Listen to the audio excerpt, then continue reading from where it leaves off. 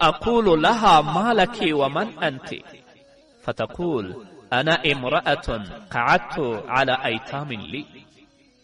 حضرت ابو هریره رضی الله تعالی عنه نه روایت دی چې نبی کریم صلی الله علیه وسلم وفرمایل زه اول هغه کس یم چې ما ته به د جنت دروازه پرانستل شي، لیکن زه به یوه ښځه ووینم چې زما نه به جنت ته په تلو کې جلتي کوي. زه به ورته ووایم دا ولې او ته څوک یې چې ته زما نه وړاندې جنت ته ځې؟ هغه به راته ووایي زه هغه ښځه یم چې د خاوند د وفات او د مړینې نه پس د یتیمانو بچو د پرورش دپاره د واده نه بغیر پاتې وم. یوه ښځه چې د فرائضو او واجباتو د لحاظ سره سره ځان پاک هم وساتي او د بچو پرورش او تربیت هم په ښکلي او دینی طریقې باندې وکړي، په دې سلسله کې خپل تمام خواهشات او ارمانونه خاورې ایرې کړي، خاوند سره ژوند کې چې کم خوند او مزه ده هغه قرباني کړي، جنت ته تلو کې به د محمد رسول الله صلی الله علیه وسلم نه جلتي کوي او وړاندېوالی به کوي. یعنی هغه کونډه چې د خپلو بچو د پرورش او د تربیت د وجې نه بل واده ونه کړي، که دا بل واده وکړي نو ماشوم بچی به چیرته ځي؟ د ده تربیت به څوک کوي؟ د آرام او راحت خیال به څوک ساتي؟ که خاوند سره وي نو هغه به څنګه د خپل اولاد پرورش او تربیت کوي؟ هغه شان د ښځې د بل خاوند د بچو نه کوي.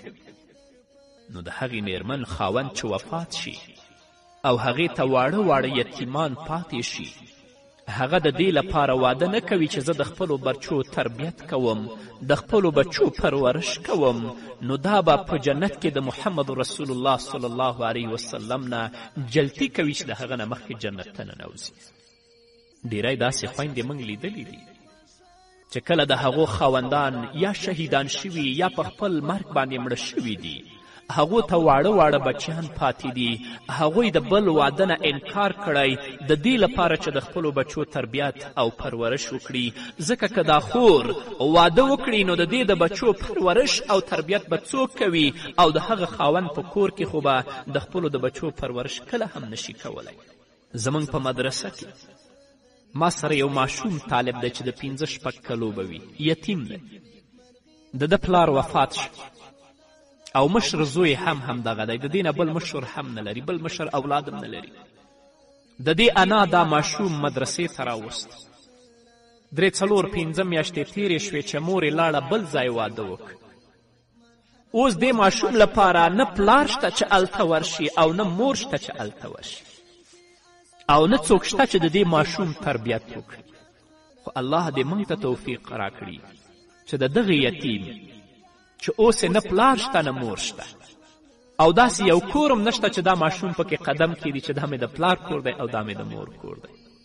الله دې موږ ته توفیق راکړي چې د دې خدمت، د دې تربیت او د دې سالمه روزنه وکړو تر څو رب العزت زموږ نه راضي شي.